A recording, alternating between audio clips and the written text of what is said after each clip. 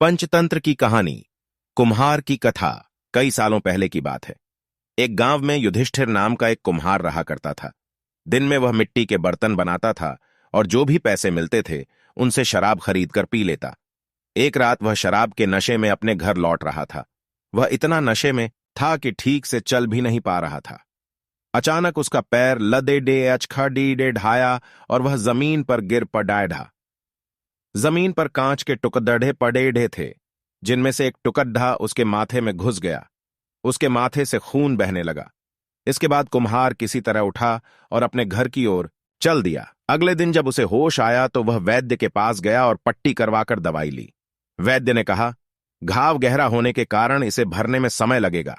पूरा भर जाने के बाद भी इस घाव का निशान नहीं जाएगा। इसके बाद कई दिन बीत गए। अचानक उसके गांव में सूखा पडीडी डेच गया। सभी लोग गांव छोड़ कर जाने लगे। कुम्हार ने भी गांव छोड़ कर जाने का फैसला किया और दूसरे देश की तरफ निकल गया। नए देश में जाकर वह राजा के दरबार में नौकरी मांगने गया। वहां राजा ने उसके माथे पर चोट का निशान देखा और सोचा, यह जरूर कोई पराक्रमी योद्धा होगा और दुश्मन से लदड़े डहाते समय इसके माथे पर चोट लगी होगी। यह सोचकर राजा ने उसे अपने दरबार में एक खास जगह दे दी और उस पर विशेष ध्यान देने लगे। यह देखकर राजा के दरबार में मौजूद राजकुमार, सेनापति और अन्य मंत्री उससे जलने लगे। ऐसा कई दिनों तक चलता रहा। एक दिन शत्रुओं ने राजा के महल पर हमला कर दिया। राजा ने अपनी पूरी सेना को युद्ध के लिए तैयार किया। उसने युधिष्ठिर से भी युद्ध में जाने के लिए कहा। युधिष्ठिर जब युद्ध भूमि की तरफ जा रहा था तो राजा ने उससे पूछा कि उसके माथे पर यह चोट किस युद्ध में लगी। इस पर कुम्हार ने सोचा कि अब वह राजा का भरोसा जीत चुका है और अब अगर वह राजा को सच बता देगा तो कोई समस्या नहीं होगी। यह सोचकर उसने राजा ने कहा, राजन, मैं कोई योद्धा नहीं हूं, मैं तो एक साधारण सा कुम्हार हूं।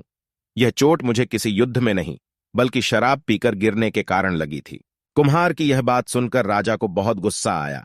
उसने कहा, तुमने मेरा विश्वास तोड़ा है और मुझे छल कर दरबार में इतना ऊंचा पद पाया है। निकल जाओ मेरे राज्य से। कुम्हार ने राजा से बहुत मिन्नतें की। उसने कहा कि अगर उसे मौका मिले तो वह युद्ध में राजा के लिए प्राण भी दे सकता है।